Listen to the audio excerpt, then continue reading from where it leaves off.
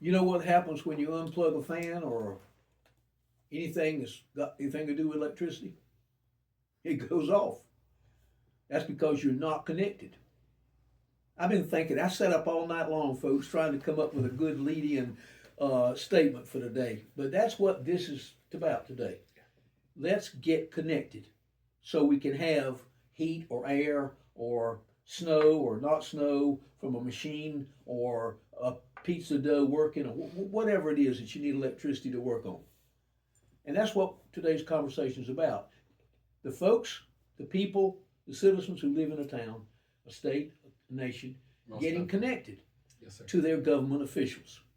Now, you may get this, our wonderful, highly motivated, highly paid social promoter, Chrissy Andrews, who gets, thousands of dollars a minute for doing this hard work. She may put this on the air on YouTube today before 6 o'clock. If she does, you're still going to see it on Facebook. It's all over Facebook. We put it on there. We're inviting you, Mr. Chestnut and I. And he's going to jump in here in a minute and say his piece. We're inviting you to a program, about an hour maybe. We run a little long, that'll be all right, called Town Talk. It's based upon the concept that I had when I was mayor from 2005 to 2013 with issue forums. Yes, sir. I would pick a topic, or we'd draw straws and let somebody pick a topic, and we would talk about that in a citizens meeting. We've had limited success. Yes, sir. Some larger groups from the late 22 to 25, we had some pretty good crowds. Yes, sir. But we're doing it because people don't get a chance to talk to the town board when they come to a town board meeting. That's right. There's a citizens appearance thing. They get 5 minutes and we can't talk to them and they can't talk to us. Here, there's a conversation. How do you like this idea, Mr. Chestnut? I like it because it gives unrestricted access to our citizens, to their town leadership and their governing body. We don't see that anywhere else. The laying out and the availability of your town's leaders to have one-on-one conversations. So we invite everyone to come to us to ask us the hard questions. If we don't know the answers, we'll follow back up with you. But we make ourselves open and available and accessible to the citizens to come have these critical conversations, Mr. Mayor. And this is transparency. One of the one thing above all the other things that I consider precious and holy as a requirement of my job, the number one thing is transparency. Yes, sir. I have sent out every Sunday for the last 4 years, and I'm starting all over again with this term, Yes, sir. a weekly email about everything that I think is significant and important, not everything, but significant, connected to the town from the week before and the coming week. And I'm not a prophet, but I try to figure out what's coming and put put that. I have to adjust it and amend it at the very end because some things don't happen the way you would. You're not counting on 17-degree temperature That's right. or snow or whatever, and cancellation of a meeting. But I've been doing that. I have a radio show that on the 14th of February I will have been done for 20 years. That's 1,046 shows that I've done. I've repeated some guests. Uh, we're doing this. We're doing this venture once a week and have been doing that for a couple of years. So transparency is very, very big for Mr. Chestnut and I admire and enjoy working with him because he sees that transparency is an important tool. And Yes, I sir. know you agree with that, don't you? Most definitely. I like transparency at every level. And right now, just across our country, there's not a lot of transparency. There's not a lot of understanding. Mostly it's chaos. For a while there, I even stopped looking at the news because it's not that it's not important what's going on at the federal or state level, but when you have the opportunity to focus solely on your town and being transparent with your citizens At the end of the day, I'm happy with where we at this level with the transparency we do for our citizens. We can't control what happens in Raleigh or up in Washington D.C. or other states, but what we can do is be open and transparent to our citizens here, and try to work with them to satisfy their concerns or answer their concerns here at this level, Mr. Mayor. I've got two stories real quick. A question for you and an answer I will give you because I know the answer already. They say never ask a question that you don't know the answer to. And the other is a reminiscence of mine that proves transparency and service is important. Yes, sir. I will bet you the title to my car, parked right outside of town hall today. I have to take the scooter part off. You can't have that. It's a Monte Carlo.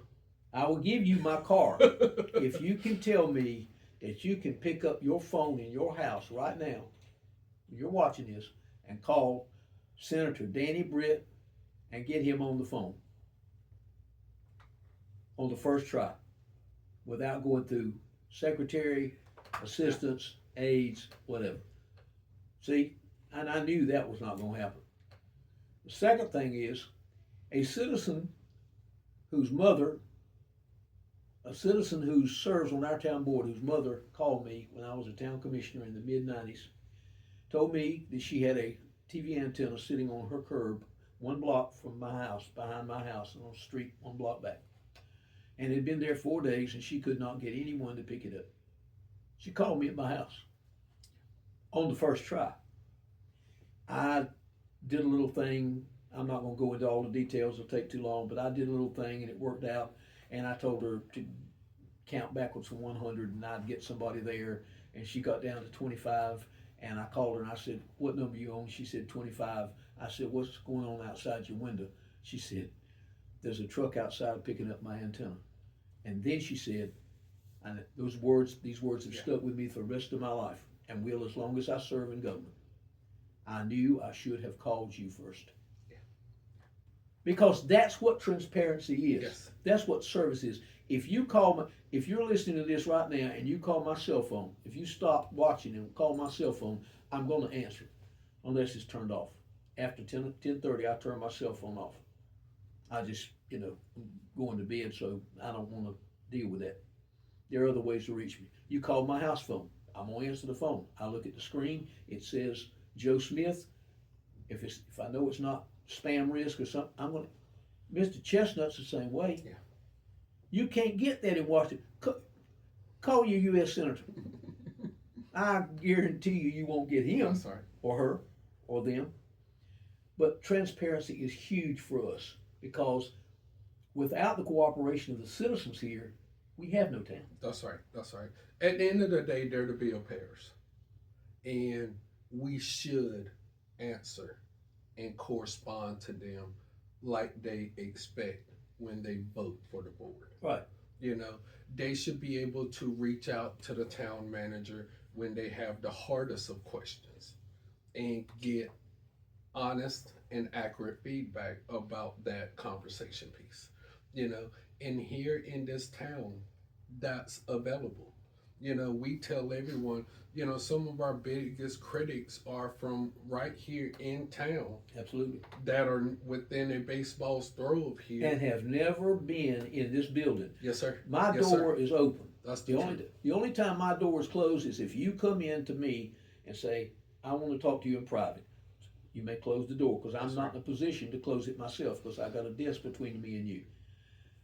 And when these films are being shot because we don't want interruptions out there. Sorry. Our biggest critics are the people that never come, never call, never see us, never talk to us, but yet they want to try and embarrass us at a meeting in front of 40 or 50 other people. That's right. And that's not right. Yeah.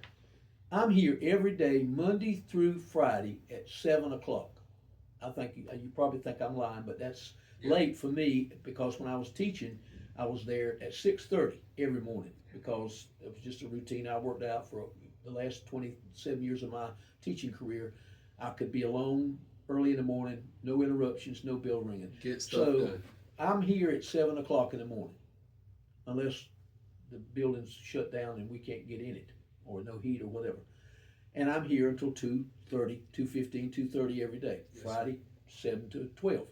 Mr. Chestnut is often not in his office, but he is here in this town, and he can be reached by cell phone. Yes, sir. People call me, I give them the cell phone. They call him. We can be reached. That's right. I'm inviting you now. That's enough about what we do and don't do and all of this knight in shining armor type stuff. That's right. Here it is, 6 o'clock p.m. Tuesday, January 27th. Mr. Chestnut and I, and hopefully some board members, will be in the Heritage Center at 6 p.m. We'll be there from 6 until we decide that no one's coming, we're going home. But we'll be there at least till 7, Yes, 7 sir. maybe 7:15. Yes, sir.